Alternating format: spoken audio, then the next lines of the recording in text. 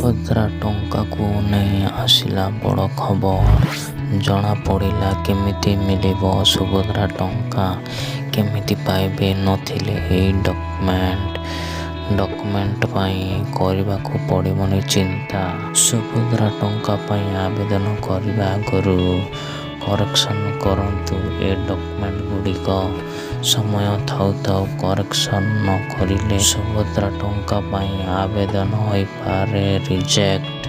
ତେବେ ସୁଭଦ୍ରା ଟଙ୍କା କେଉଁମାନଙ୍କୁ ମିଳିବ ନାହିଁ, କାହାକୁ ମିଳିଛି ଏଭଳି ସୂଚନା। ବିଜେପି ସରକାରକୁ ଆସିବା ଆଗରୁ ଓଡ଼ିଶାରେ ମହିଳାମାନଙ୍କୁ ସଶକ୍ତ କରିବା ପାଇଁ ସୁଭଦ୍ରା ଯୋଜନାର ଘୋଷଣା କରିଥିଲା।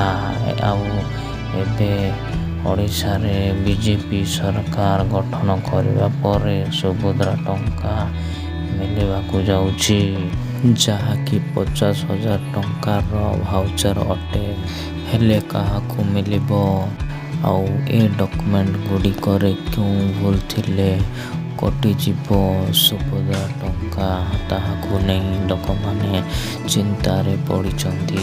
ମୁଖ୍ୟମନ୍ତ୍ରୀ ପ୍ରଥମ ଦିନରେ 4ଟି ପ୍ରତିଶ୍ରୁତି ଉପରେ କ୍ୟାବିନେଟ୍ ମୋହର ମାରିଥିବା ସହ ଶୀଘ୍ର ପୂରଣ ପାଇଁ ଘୋଷଣା କରିଛନ୍ତି। ଆଉ ସେହି ଘୋଷଣା ଭିତରେ ସବୁଠାରୁ ଚର୍ଚ୍ଚାରେ ରହିଛି ସୁଭଦ୍ରା ଯୋଜନା। ମହିଳାଙ୍କୁ ନେଇଥିବା ପ୍ରତିଶ୍ରୁତି ପୂରଣ ପାଇଁ ମୋହନ ସରକାର ପ୍ରଥମ କ୍ୟାବିନେଟ୍ରେ ସୁଭଦ୍ରା ଯୋଜନା ମୋହର ଲଗାଇଛନ୍ତି।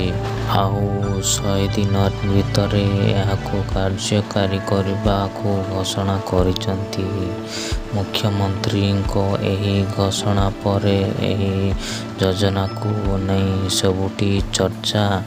ଆଉ ଏହାରି ଭିତରେ କେଉଁମାନେ ଆଉ କେମିତି ଆବେଦନ କରିପାରିବେ, ଯେଉଁ ପ୍ରମାଣପତ୍ର ଦାଖଲ କରିବାକୁ ପଡ଼ିବ ସେ ନେଇ ଆସିଛି ତଥ୍ୟ।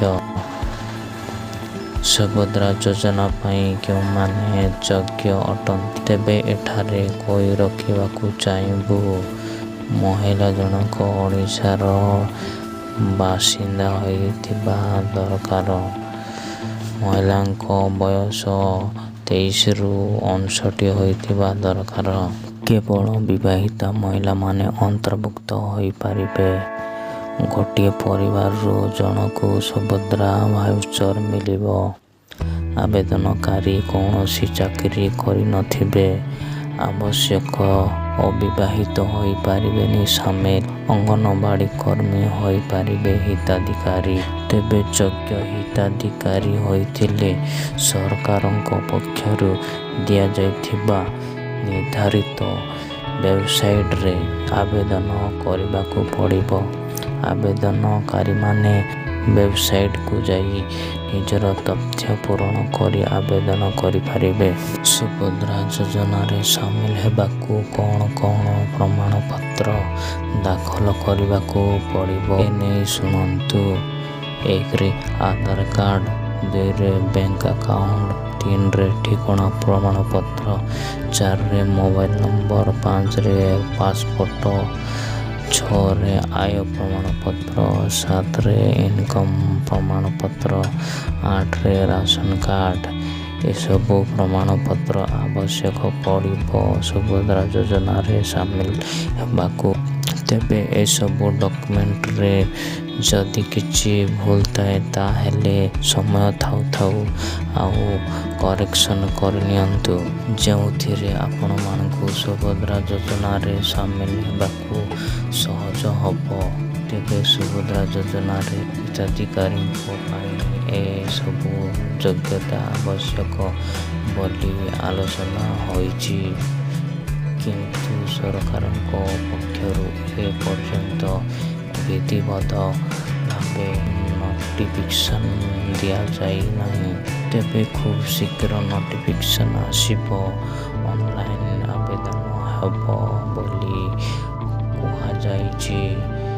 ଏପଟେ ସୁଭଦ୍ରା ଯୋଜନା ପାଇଁ ସ୍ୱତନ୍ତ୍ର ମାର୍ଗଦର୍ଶିକା ପ୍ରସ୍ତୁତ କରି 100 ଦିନ ଭିତରେ କାର୍ଯ୍ୟ କରିବାକୁ ନିର୍ଦ୍ଦେଶ ଦେଇଛନ୍ତି ସରକାର। ଯୋଗ୍ୟ ମହିଳାମାନଙ୍କୁ ମିଳିବ ସୁଭଦ୍ରା ଯୋଜନାର 50,000 ଟଙ୍କାର ଭାଉଚର।